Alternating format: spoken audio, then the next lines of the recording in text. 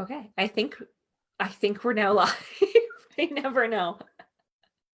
Thanks for joining us tonight. I'm Terry Holland, trainer of NLP, hypnosis, and timeline therapy. And I'm Stefano Casalter. I'm some guy that shows up on Wednesday nights at 7. He's that guy. Tonight, we're going to speak about conquering the fear of public speaking by being authentic, using your authenticity. You excited? I'm excited. Are you excited? Yeah, I'm pumped. I've been thinking about this all week. Wow. Yeah. Mm-hmm. And it's kind of funny. I've been thinking about my why. Why did I get into public speaking? And we keep hitting on that. And it's like, why do we do it? Why did you do it? Why did I do it? Why did you do it? I had to. I was forced to. I wouldn't have done it otherwise. And I think capturing that why now, I love it. As I said before, I'd rather be doing this than anything else in the entire world. And it was a long way to conquer the fear of public speaking. But I was lucky. I had a lot of help. And I remember one day I'd quit Toastmasters. I gave up. I was never going to do it again. And my friend Mel, my mentor, he called me up. He said, Steph, where you been? You come back. And I was like, no, that's it. He goes, oh, no, come on, let's talk about it. So I went for coffee with him. And he told me it's a desensitization process. And that to me was a big help. But what really did it for me was when a few weeks later, I was preparing for a speech and we went for coffee again. And he sat me down and he said, okay, tell me about your speech. And it was something I'd been working on for a while. It was a speech about my past business and I was really enthusiastic about it. I told him all about this speech and how I was going to do it and what it was about, what the message was. And he said, okay, cool. Now get up and do your speech. So I got up and I did my speech and I sat back down and he goes, okay, check this out. And he played back the speech that I'd just done. And he said, listen to how you're speaking. And he says, you seem robotic, kind of putting on this false kind of air. And I didn't realize I was doing it. But then he took out his recording and he said, now listen to this. And it was me talking about my speech and how I was going to do it. He said, that is the way you have to get up and do it. Albeit with a little bit more energy, that's how you got to do it. And that was a huge eye opener for me, was just to be authentic. Nice. Yeah. So how did that help you? How'd that help you overcome your fear? Okay, here's what it's like. Would it be fair to say that when you're sitting down and talking with your friends, it's easy? Am I right? Okay. Yeah. Now, is it also fair to say that if you were sitting with your friends and talking about something you're enthusiastic about, and your friends are enthusiastic about too, it's a wonderful thing, right? Yeah. Is that fair? Okay. Now, is it fair to say that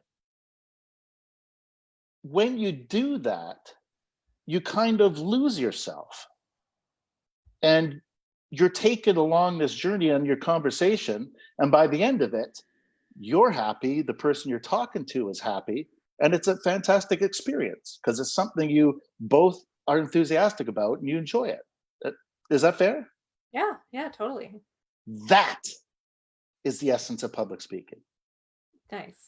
That is the essence of being authentic. Mm-hmm. If you could take that same energy inside of you that you have in a great conversation like that, and you do it on stage, I got goosebumps thinking about it. It's a magical experience. Yeah, totally. That changed a lot in me when I finally saw the difference of the big speaker that I was pretending I was and being actually authentic. It was a huge game changer for me. Nice. So let me ask you this. Mm-hmm. can you get out of, well, not you, I'm saying anyone watching this video, can you get out of your way enough for that person inside you to come out and be authentic? Be that authentic person that you are with your quirks and everything else. Can you do that? Can you get out of your way enough? That's one of the hardest things it is for ourselves. Don't get me wrong. I'm not saying quirks, bad habits and stuff. I think bad habits should be fixed. Don't get me wrong, but it's your personality. That thing that makes you unique. It makes you interesting. To me, that's phenomenal. But can you get out of your own way and let that person inside out on stage?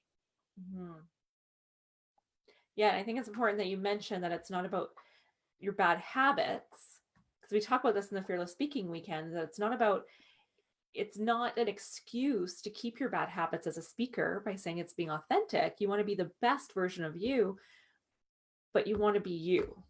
Absolutely. Yeah, absolutely. And that's very important. There's so many things that we do when we first begin speaking that people can't stand watching. It's terrible bad habits. They're just unconscious signals that just give your insecurity away. Even if you're not insecure, when you're doing it, you seem like that. So yeah, those could be, well, we should probably talk about what some of those are. Right? Like some of those unconscious tells. So it's the way you stand, for example. So standing, if you're shifting side to side, if your weight's uneven, if you're like leaning into one side or one hip, women tend to do that. That's one of them. So you could say, well, it's just how I stand. That's just me. But unconsciously that communicates, I'm off balance, I'm shifty, I'm insecure, I don't know what I'm saying. Or lots of filler words, too many ums and ahs will communicate the same thing. So we want to get rid of those bad habits and be the best possible version of ourselves that we can be on stage. And at the same time, and not lose that sense of being yourself. Absolutely. And I think one of the other things that we forget is our why. Why are we doing it? And we keep getting back to this. Why? Why do you want to speak publicly? What are you doing it for? Are you doing it because, we always say, to climb the corporate ladder, to sell your products and services? It's that message inside you that's burning. Something that you have to share that can change someone else's life. Now that's a powerful why. I think that's a big why for you, right? Absolutely. Yeah, your messages are so deep and powerful. They transform lives. Thanks. Yeah, most of the time. Most of the time. Yeah, anyways, Terry is a hypnotherapist. So you don't know. What's that? Oh, yeah. Well, I learned the best because every time Terry gets up in front of an audience and speaks, they all go to sleep. Yeah, I knew there was a joke somewhere in there. Somehow you were making fun of me. So yeah, anyways. Yeah, it's interesting you bring that up, that how we can change people's lives through speaking. I was at a Toastmasters club this morning visiting, and one of the members said after the meeting, she said, every time I leave this meeting, I leave a better person. Because she learned something from listening to their speakers, or she learned something about speaking, or about herself, or about a part of the world she doesn't know about, or someone else's experience in life. She's inspired in a different way. And I thought, what a cool perspective that every time she leaves, she's a better person. And we're all held back by fear. I talk to so many people and they say, yeah, you know what? Public speaking it's my missing link. It's the one thing that I'm missing in my life. But we can't bring ourselves to do it. It's that fear, the fear that holds us back.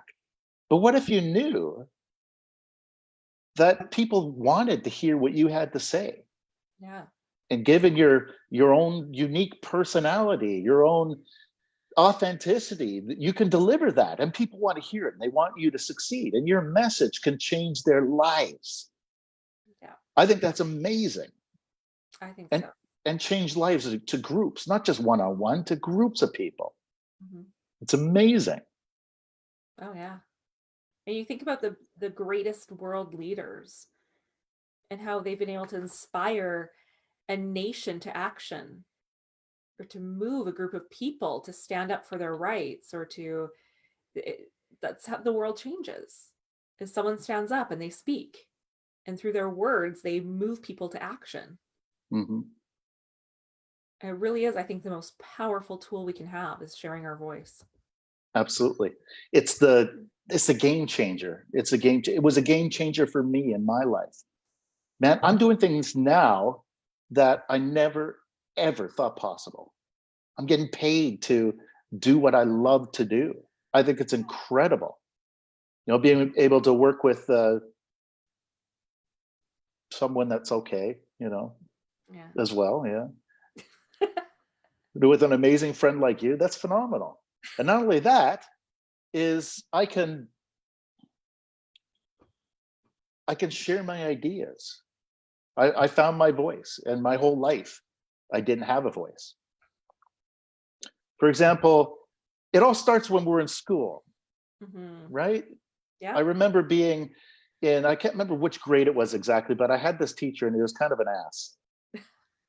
And I asked a question and he looked at me, he said, "Don't ask stupid questions."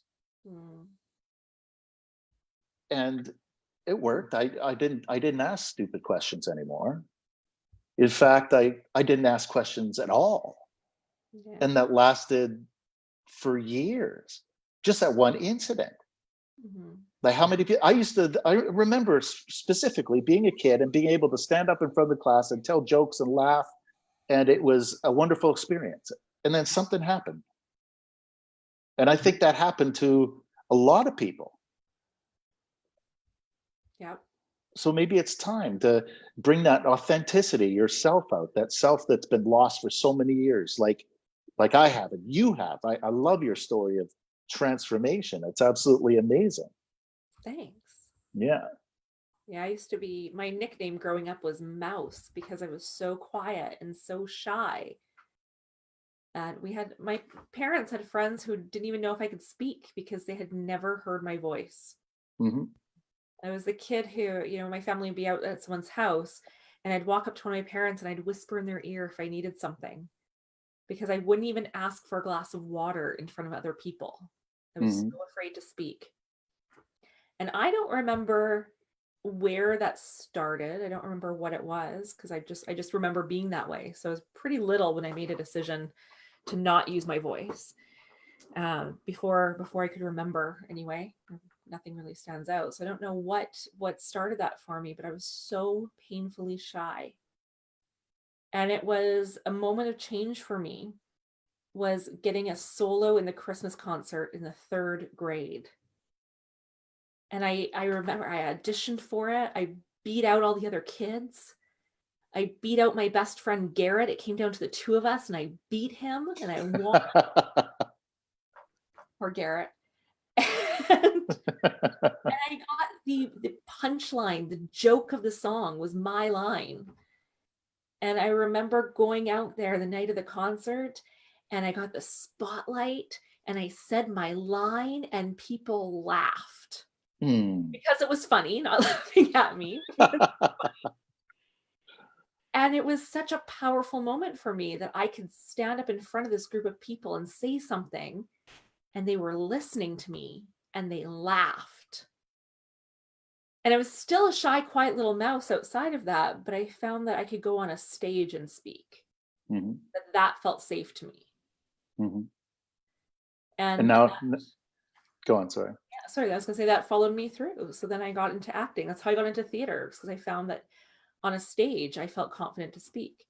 I'd go Hmm. off stage and I wasn't though, and that was the catch. I come off stage and I was still shy and quiet. And no one would know I was in a room.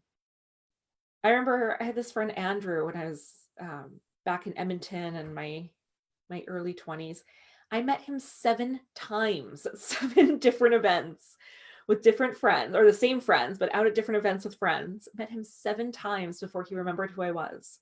Hmm. And then the 7th time I said to him, we've met 7 times now and you never remember me. And he was so embarrassed. But for me, it was an eye opener that people don't see me. I was hiding.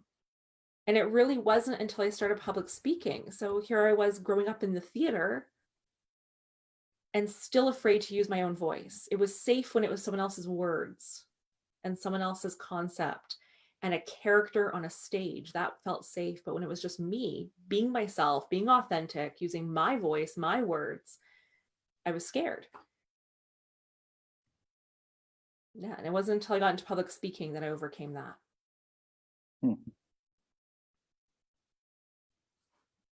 That's my story. Cool. Cool.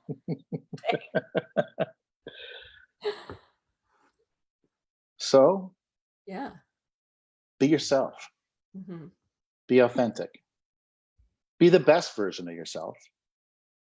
And it's one of the most amazing ways to conquer the fear of public speaking. Absolutely. It took me a while to realize that.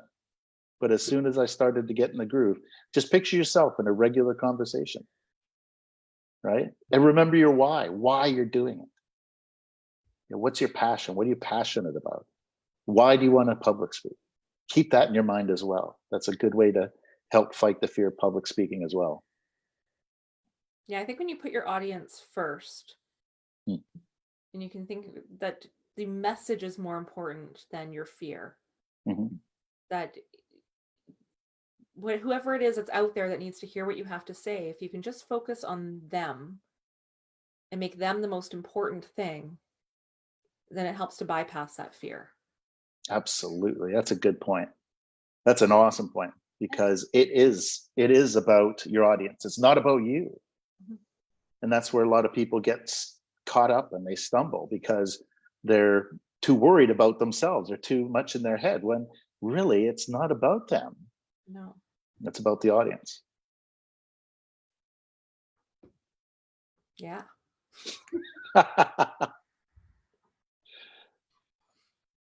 Yeah. So that's all I got to say today. That's all I got. Great. Well, good night now.